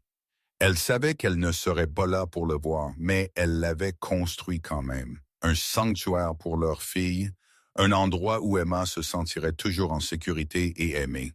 Et maintenant, enfin, ce sanctuaire était complet. Non pas parce que la maison était finie, mais parce que les menaces contre elle avaient été neutralisées. Victoria Ashford avouerait. Les gardes avaient déjà été traités, et le quartier qui avait essayé de les exclure devrait faire face à sa propre complicité. Marcus s'est penché et a embrassé le front d'Emma. « Nous l'avons fait, ma chérie, » a-t-il murmuré. « Nous sommes à la maison. » Il est retourné dans sa propre chambre, au lit qui était encore trop grand pour une personne. Mais cette nuit, comme toutes les nuits depuis la confession de Victoria, le vide ne faisait plus autant mal. Sarah était là dans les murs qu'elle avait conçus, dans les couleurs qu'elle avait choisies, dans les filles qu'elle avait laissées derrière elle, et dans le poste qu'elle lui avait appris à trouver en lui-même. Demain, Victoria Ashford affronterait le monde. Demain, l'histoire entrerait dans un nouveau chapitre. Demain, tout changerait. Mais cette nuit, Marcus a fermé les yeux et a dormi. Et pour la première fois depuis plus longtemps qu'il ne pouvait s'en souvenir, il n'a pas rêvé de perte. Il a rêvé de la maison. Le matin arriva gris et lourd, les nuages pesant sur le quartier comme un souffle retenu. Marcus se réveilla avant Emma, comme il le faisait toujours, et se tint à la fenêtre, regardant les dernières camionnettes de presse se ranger et partir. Le cirque avançait, mais la vraie performance n'avait pas encore eu lieu. À 11h01, son téléphone a vibré. David Morrison, vous regardez les nouvelles. Pas encore. Allumez-les, Victoria se prépare. Tous les grands réseaux le diffusent en direct. Marcus est allé dans le salon et a allumé la télévision. L'écran s'est rempli d'une image du centre communautaire, le même podium où Victoria s'était défendue il y a 2 jours. Mais la foule était différente maintenant, plus petite, plus silencieuse. Les voisins qui s'étaient tenus à ses côtés auparavant étaient remarquablement absents. « Papa, qu'est-ce que tu regardes ?» Emma était apparue dans l'embrasure de la porte, encore en pyjama, son ours en peluche pendant d'une main. « Tu te souviens de la méchante dame? Celle avec les yeux en colère, les yeux effrayés. Tu te souviens que je t'ai dit qu'elle pourrait dire pardon? » Emma a hoché la tête. Elle est sur le point d'essayer. Emma a grimpé sur le canapé à côté de lui, se blottissant sous son bras. Ensemble, ils ont regardé Victoria Ashford marcher jusqu'au podium. Elle semblait différente de toutes ses apparitions précédentes. Pas de cheveux parfaits, pas de maquillage impeccable, pas d'armure de vêtements chers. Elle portait une simple robe grise et son visage était nu et pâle. Quand elle a parlé, sa voix était ferme mais dépouillée de son acier habituel.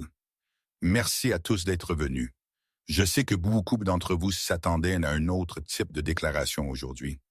Je sais que beaucoup d'entre vous s'attendaient à ce que je me défende, à ce que je me batte, à ce que je maintienne mon innocence. » Elle a marqué une pause, prenant une inspiration qui semblait lui coûter tout. « Je ne vais pas faire ça. Je suis ici pour dire la vérité. » Le journaliste s'est agité. Les caméras ont flashé. Victoria a serré le podium comme si c'était la seule chose qui la maintenait debout.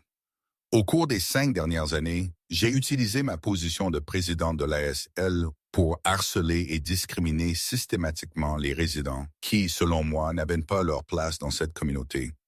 J'ai demandé au personnel de sécurité de cibler des familles spécifiques en fonction de leur apparence, de leur véhicule, de leurs antécédents. J'ai créé un environnement hostile conçu pour les forcer à partir. Les murmures sont devenus plus forts. Victoria a continué. Il y a 2 nuits, j'ai affronté Marcus Bennett aux grilles de sa propre maison. Je l'ai accusé d'être une fraude, un escroc, un criminel. J'ai demandé à ce que sa fille lui soit retirée. J'ai fait ces choses parce qu'il ne ressemblait pas à ce que je pensais qu'un propriétaire riche devait ressembler. La voix de Victoria s'est fissurée. Mais elle n'a pas arrêté. J'avais tort. J'étais cruel. J'étais tout ce contre quoi je pensais protéger cette communauté. Elle a regardé directement la caméra. À M. Bennett et sa fille Emma, je suis profondément, profondément désolé. Ce que je vous ai fait était inexcusable. Ce que j'ai fait à toutes les familles que j'ai chassées était inexcusable. Elle a fouillé dans sa poche et a sorti un morceau de papier plié. Avec effet immédiat, je démissionne du conseil de l'ASL. Je coopère également pleinement avec toutes les enquêtes sur ma conduite. Les preuves contre moi sont complètes et accablantes, et je n'insulterai l'intelligence de personne en prétendant le contraire. Victoria a posé le papier sur le podium. Sa lettre de démission. Marcus a réalisé. J'ai grandi pauvre. J'ai passé toute ma vie à fuir cette pauvreté, terrifié qu'elle ne me rattrape, que tout ce que j'avais bâti me soit enlevé. Et quelque part en chemin, je me suis convaincu que la seule façon de rester en sécurité était d'éloigner quiconque me rappelait d'où je venais. Sa voix est tombée à peine au-dessus d'un murmure. Je suis devenu le monstre dont j'avais peur. Je suis devenu la personne qui juge les autres pour ce à quoi ils ressemblent, au lieu de qui ils sont. Je suis devenu la chose qui m'a le plus blessé quand j'étais jeune. Elle a levé les yeux à nouveau. Je n'attends pas le pardon. Je ne le mérite pas. Mais j'espère que ma confession peut être le début de la guérison pour cette communauté. Et j'espère que les familles que j'ai blessées savent que leur douleur était réelle, que leurs expériences étaient valides, et qu'elles méritaient tellement mieux que ce que je leur ai donné. Victoria s'est retirée du podium. Pendant un instant, elle est restée là, petite et brisée, sous le poids de ses propres mots. Puis elle s'est retournée et est partie, ignorant les questions hurlées des journalistes, disparaissant dans le centre communautaire alors que les caméras flashaient derrière elle. La télévision a coupé sur un présentateur de nouvelles, mais Marcus n'écoutait plus. Il regardait Emma, qui fixait l'écran avec une expression confuse. « Papa, c'était de la méchante dame? »« Oui, ma chérie. Elle a dit pardon. Elle l'a fait, mais je peux coucher là. Ja, elle fait, mais elle avait toujours l'air triste. Marcus a serré Emma contre lui. Parfois, dire pardon ne fait pas disparaître la tristesse. Parfois, ce n'est que le début.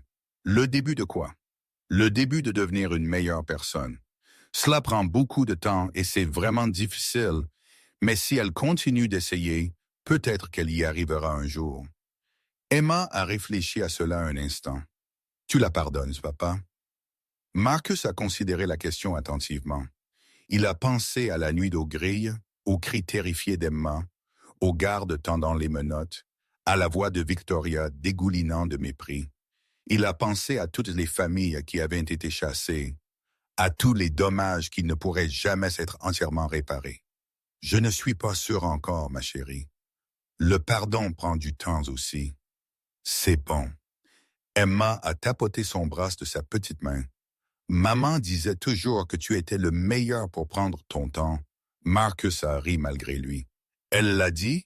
Elle a dit que tu pensais à tout très attentivement. Elle a dit que c'est pourquoi tu fais de bons choix. Eh bien, j'essaie. Tu n'essayes pas seulement, papa. Tu le fais. Emma lui a souri avec les yeux de Sarah. C'est ce que maman disait. L'appel téléphonique a commencé immédiatement après la conférence de presse de Victoria. David Morrison avec des félicitations. Jennifer Walsh demandant une interview de suivi. Le bureau du maire exprimant son soutien. Diverses entreprises offrant des opportunités de partenariat que Marcus n'avait aucun intérêt à poursuivre. Mais un appel a retenu son attention. Monsieur Bennett, ici Thomas Reynolds. Marcus s'y attendait. J'ai vu la conférence de presse. Je voulais vous remercier de ne pas avoir publié les enregistrements avant qu'elle n'ait eu la chance de le faire elle-même.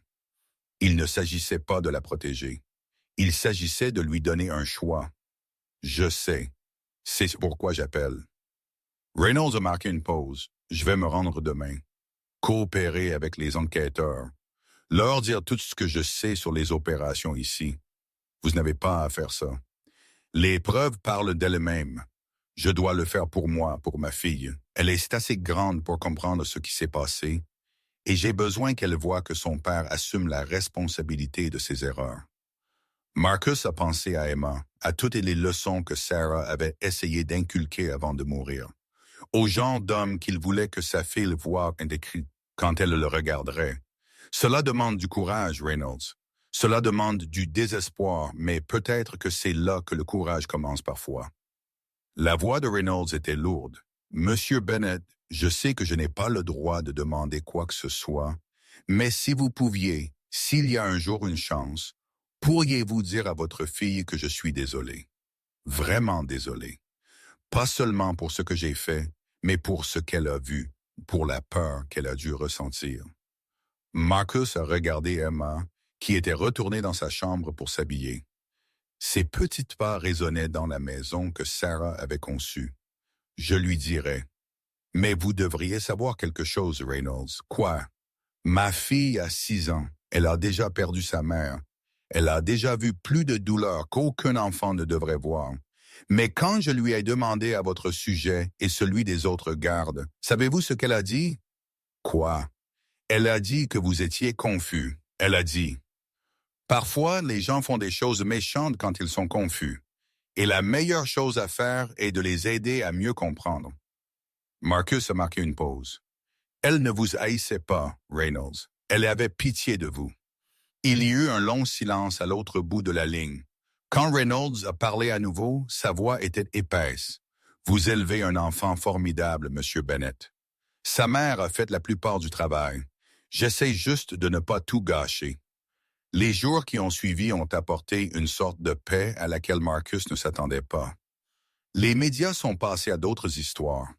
Le quartier s'est installé dans un calme difficile et le foyer Bennett a commencé le lent processus de devenir réellement une maison.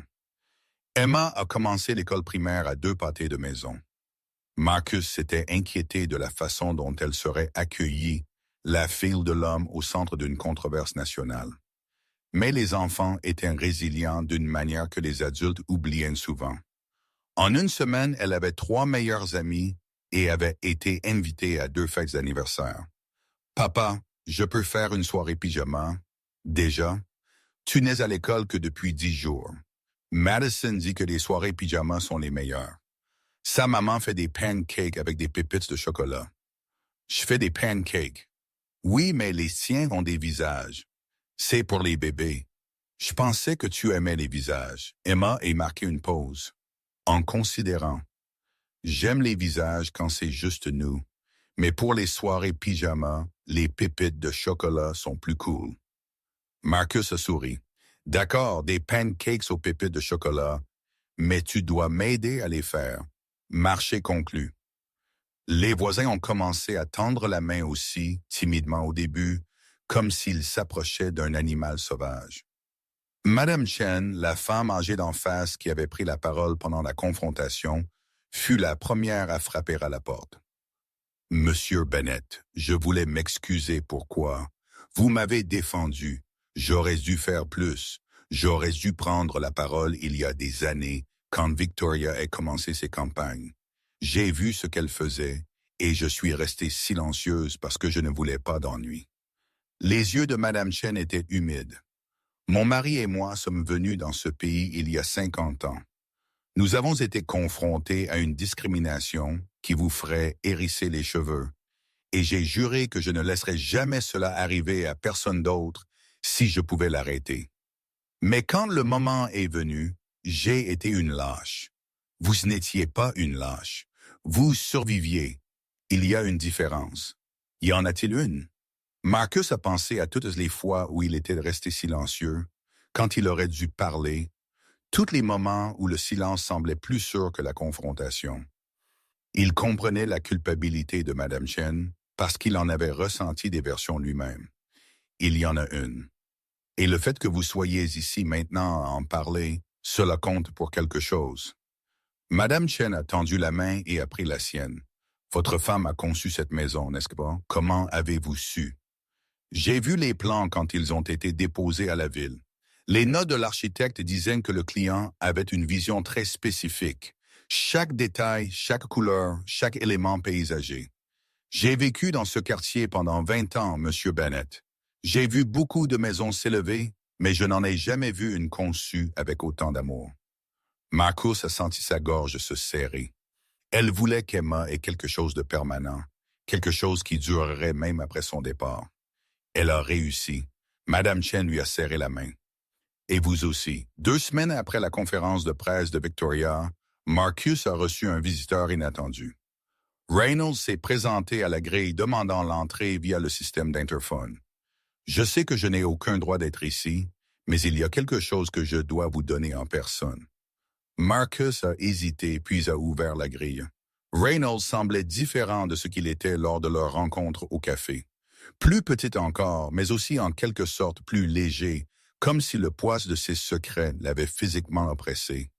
Et la confession avait libéré une partie de ce fardeau.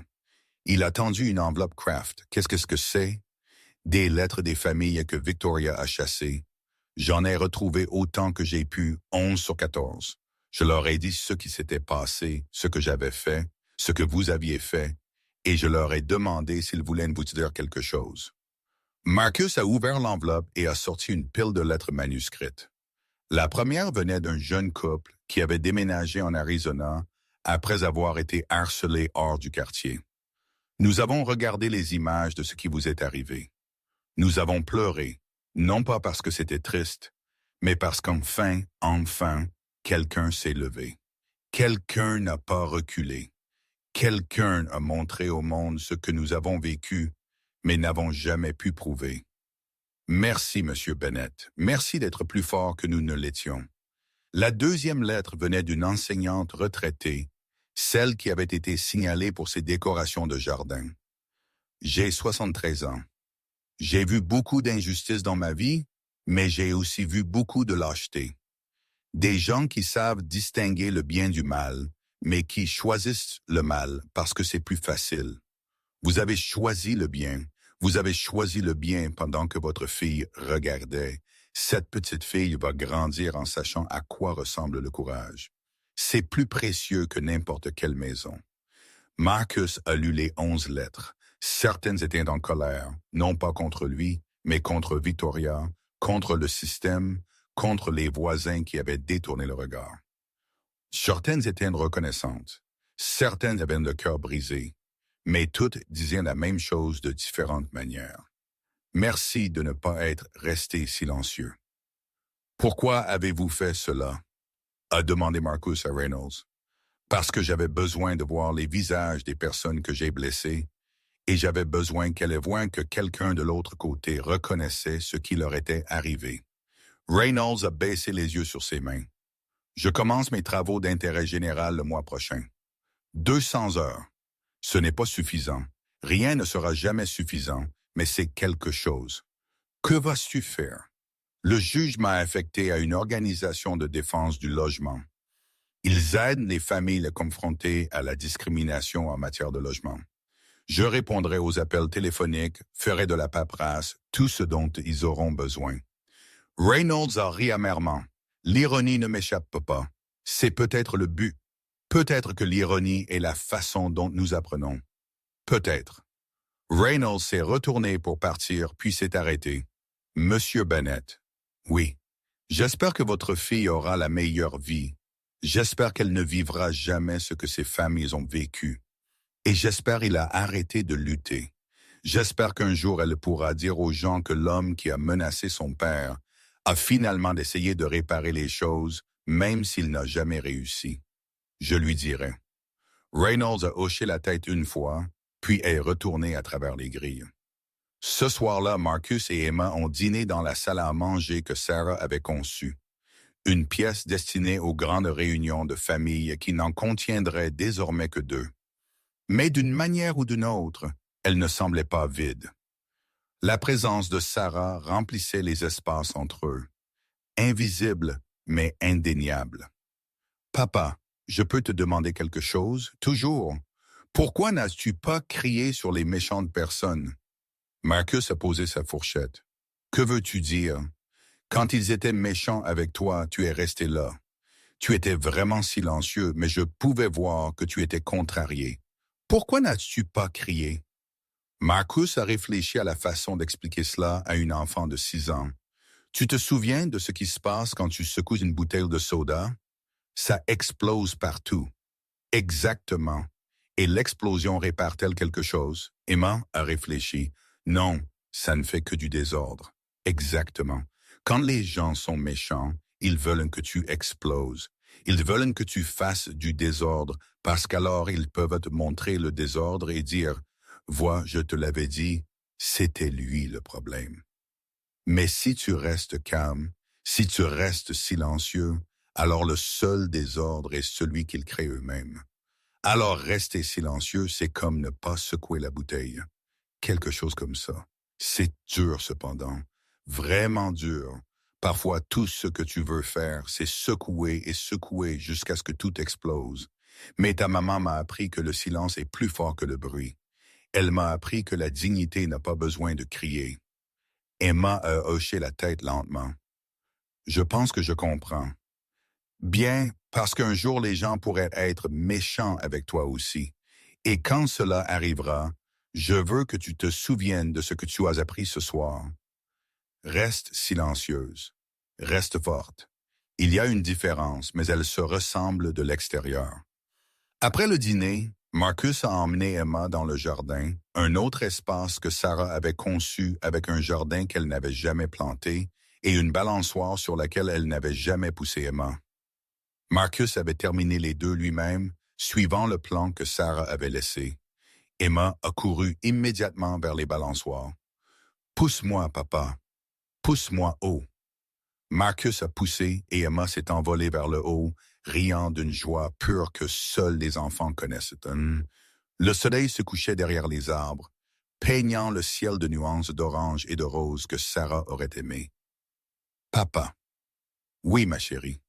Penses-tu que maman peut nous voir en ce moment? » Marcus a levé les yeux vers le ciel, vers les couleurs se fondant les unes dans les autres, vers les premières étoiles commençant à apparaître. Je pense qu'elle le peut. Bien, parce que je veux qu'elle sache que nous sommes heureux. Es-tu heureuse, Emma? Vraiment heureuse. Elle a pompé ses jambes plus fort, se balançant plus haut. J'ai une chambre violette et de nouveaux amis et des pancakes aux pépites de chocolat pour les soirées pyjama. Et je tais-toi, papa, tu es la meilleure partie. Mark a senti des larmes lui piquer les yeux. Il a continué à pousser, à regarder sa fille voler vers le ciel, à penser à Sarah et à tout ce qu'elle leur avait donné. Tu es la meilleure partie aussi, ma chérie. Tu es la meilleure partie de tout. Plus tard cette nuit-là, après qu'Emma se soit endormie, Marcus a traversé la maison que Sarah avait conçue. Il a touché les murs qu'elle avait choisis, les luminaires qu'elle avait sélectionnés, les couleurs sur lesquelles elle avait agonisé pendant ces longues nuits où la douleur était trop forte et où rêver était tout ce qu'il lui restait. Il s'est retrouvé dans le salon devant la cheminée qu'elle avait voulu pour les matins de Noël.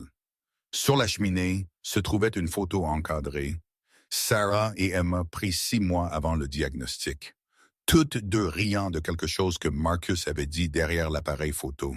« Nous avons réussi », a-t-il murmuré à la photo.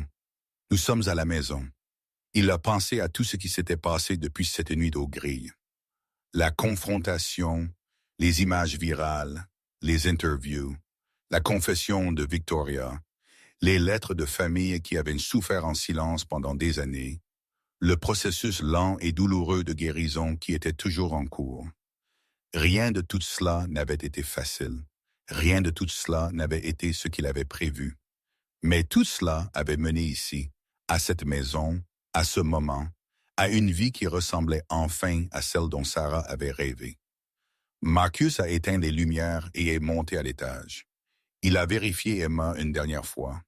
Elle dormait, son ours en peluche serré contre sa poitrine, les guirlandes lumineuses brillant doucement au-dessus de son lit.